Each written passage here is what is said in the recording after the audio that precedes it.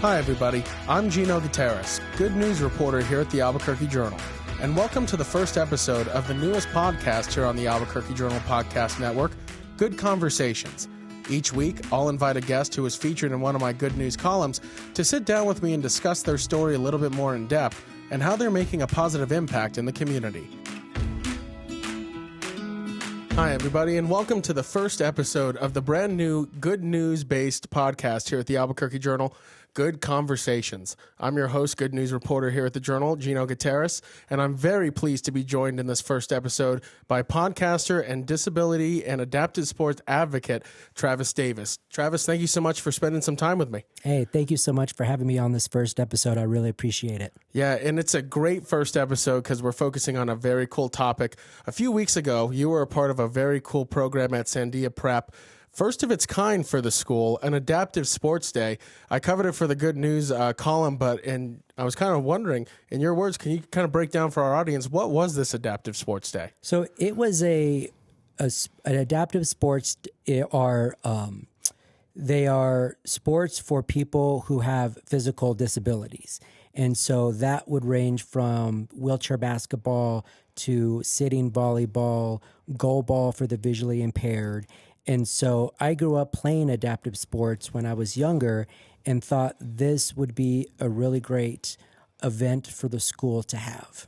Yeah, and it was super cool because the students were spread out all across the school. You mentioned a few of the sports that they participated in, but one in particular, wheelchair basketball, has a very special place in your heart because you grew up playing wheelchair basketball. Yeah, so when I was 12 or 13 years old, I remember my parents came back from a business trip from St. Louis, and on the flight, there were a pair of crutches on the ground, and on the bottom of it, my mom had said something to my dad about, we should get Travis, a pair of these, because it looked like the crutches didn't slip with the bottom pad on it. And there was a young boy that heard my mom and was like, "Oh, do you have a son with a disability?" And then they both were talking, and it turned out there was a wheelchair basketball team that was on that flight coming back. They just had a basketball tournament. And so when my parents got home, they told me about the team, and then the rest is history. I came to a practice that Saturday, and I started playing. Yeah, and you played for quite a bit of time. You transitioned from being a player. You ended up becoming a coach. But you also have been an advocate and an educator as well, and that really seemed to be what led to the relationship with Sandia Prep, correct? Correct, yes. So back in 2018, I was substitute teaching for a couple years and really got to know the students and developed relationships with the administration and the middle school head, Susie Hawkrine. And then when COVID happened in 2020 and the pandemic shut everything down, then obviously I stopped substitute teaching. But when things started to open back up, I reached out to Susie and I said, "Hey, would you be interested in having me come and speak to the students about disability awareness?" Because I've done that at other schools. And so I've done that for a couple years. And then last semester, after I gave my talk, Susie and I were talking about, well, what could we do to engage the students a little more? Because in my talks, I reference adaptive sports and talk about wheelchair basketball and my time coaching and playing and how that is so meaningful for not only individuals with disabilities, but other able-bodied kids who may know nothing about the sport. Yeah, and it was an interesting one because I talked to Susie a little bit, and she mentioned that after you gave that talk to the students, they were very interested in learning more about adaptive sports, what those look like. And I think for a lot of our audience as well, when they hear the word adaptive sports, you think of the wheelchair basketball and things of that nature. But there were so many other different variants of adaptive sports that were going on in Sandia Prep during that adaptive sports day. What were the other sports that were being displayed? So, yeah, we had sitting volleyball, and that's usually played with individuals who have limb differences or loss of limbs. We also had goal ball for the visually impaired. And so to kind of simulate that, the students had on cloths over their eyes so they wouldn't be able to see. And and goal ball is played with the jingly ball in the center, and the goal is to be on your side and then get the ball from one side to the other. And so you really have to use your other senses to make a goal. And then I believe we had some sightless walking on the track, and then there was bocce ball, and I think that might have been it. Yeah, and it was pretty cool to see the kids participate in it. They really went after it. They got involved. There were a lot of smiles all over the place. You mentioned goal ball. I went down to the field house at Sandia Prep. There were a lot of desperation saves. It was awesome to see the kids getting involved. But it wasn't only the kids that got involved. It was also an effort on the part of UNM on their physical education side of it, and also Carrie Tingley Foundation as well. Can you tell us a little bit about the partners that were involved? Yeah, I think that everything came together at the right time. So I have my master's from UNM in adaptive physical education, and so I am friends with one of the PE coordinators. And when I approached her about partnering up, she immediately was like, yes, we'll do it. We're all for it. We'll get some grad students, some undergrad students to volunteer and help organize it. And then reaching out to the Carrie Tingley Hospital Foundation, they have the wheelchair basketball team and a bunch of chairs that they use for practices. And so when I reached out to the Carrie Tingley Hospital Foundation and asked them if they would be interested in partnering up, it was a go on their end. And so they came, supplied the chairs, they did the wheelchair basketball, and then UNM came and did their thing and brought volunteers. And it was just such an amazing experience, and how everything, like I said, it came together at the right time. And from what I saw, everybody had a really great time. Yeah, and I'm curious, Travis, from your perspective, because yours is very unique. You were there from initial idea there with Sandia Prep all the way through to the actual carry through, the event going through. How was that to see your idea come to life, but not only come to life, but have so many community partners that rallied around you to make it happen?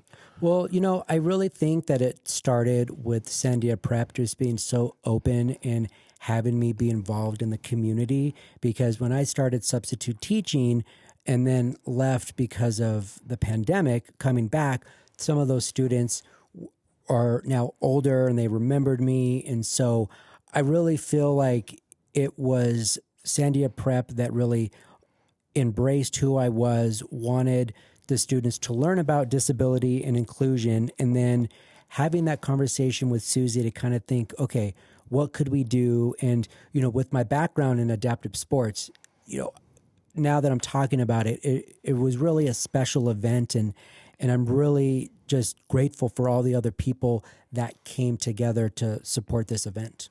And I know this Adaptive Sports Day is only one part of the advocacy you do. We mentioned in the article when we had our conversation at Sandia Prep, you were born with cerebral palsy. You have become an advocate for it. You do speak for those for disability advocacy. How does involving students at such a young age, like the middle school students at Sandia Prep, how does that carry over? Because I know a lot of the conversation when I was there at Adaptive Sports Day was really kind of giving these kids exposure to what these adaptive athletes are going through. How important is that exposure? Yeah, I really think that the students learn a lot of empathy and teamwork. And then when I go and talk to students and chat with them about adaptive sports or why it's important to learn about disability, it's really because I believe when they grow up and have that exposure now with adaptive sports, they will learn about all these sorts of disabilities, and they will be in positions of power to positively affect change. Like, I know some of these elementary and middle school students will grow up to be politicians, doctors, special educators, and people that can really make a difference. And it's not only just other people with disabilities that can create the change. We need both able-bodied and disabled people. Yeah, and it's interesting that you mentioned that, because that was kind of a recurring theme that I heard from a lot of individuals is advocacy is not only for those who deal with a disability on a daily basis, but having those able-bodied voices, like you mentioned, to advocate, because a lot of the kids that I spoke to really talked a lot about how this exposure will help them in the future, because now they know what these athletes are going through, and they can advocate if they see a kid that may have a disability. They can advocate or know how to get them involved in a sport. So, like, to your point, this is really going to have a generational impact on these kids. I believe so. And, I've substitute taught students who then I've taught their older brother or younger sister, younger brother. And so it's really cool to see the impact later on down the line, because, I don't necessarily see it right away. Like, you walk away from this event and then, a month, you can't really see the impact, but it's when they get to college, or when a student reaches out to me years later and says, like, I'm in college and I'm doing this project on like architecture or accessibility, and I remember when you came to our class. And so, that's just really cool to see that kind of impact. And, I think that's what really drives me and keeps me going to do the different things that I do on a daily basis. So I don't want to put you on the spot, but I did hear a couple of times when we were at Adaptive Sports Day that, this was the first inaugural version of it, but you guys want to make it bigger. Mm-hmm. You want to make it bigger. How do you guys make it bigger? What does that look like? Well, I think the first step is going back to Susie and then the folks at UNM to kind of see what that would look like. So I'm not going to speak for either Susie or the UNM, but I think that getting the high schoolers involved, really making it like an all-day event. Sandia Prep, they have in the first half of the year a Lion and Unicorns Day that really represents the culture of Sandia Prep. And so, I think that maybe something in the second half of the year, like an all-day event, could really add to what Sandia Prep is all about, because it's not about me, and it's not about, it's about the students, and it's about really elevating the other people around me. And that's why one of my strong suits is really getting those connections from other places, putting them together, and then seeing what can transpire. But yeah, I think making it a full day and having maybe some sort of competition, because I think that would be really cool. Because, when I was coaching the wheelchair basketball team, I also wanted my players to have that sense of drive and competition. And so I think that's like the next step, because when we think of adaptive sports, it's not just like this, cute players and just like having a fun time. I mean, yeah, you want to have a fun time, but there are like legit Paralympic, collegiate athletes that are winning gold medals, that are really getting like scholarships to play these adaptive sports. So it's a real thing. And so I think, that is something that the community should support, if there are adaptive sport athletes here in the state that want to go on to do these amazing things. So I'm kind of curious. You got to see all of the adaptive sports that were going on Sandia Prep. Was there one where you were like, man, I really want to get in there and play around with those kids? Of course, wheelchair basketball, definitely, because, that's what I've played pretty much all my life. And I think, it's really, I think it's some people may disagree, but I think it's the easiest learning curve, because you can spend like 30 minutes in the wheelchair and you'll be good in just trying to dribble. But when you compare that to, one of the sports that we didn't have was like wheelchair tennis, right? Because you have to have the racket and then you're pushing back and forth. Like, that is really hard.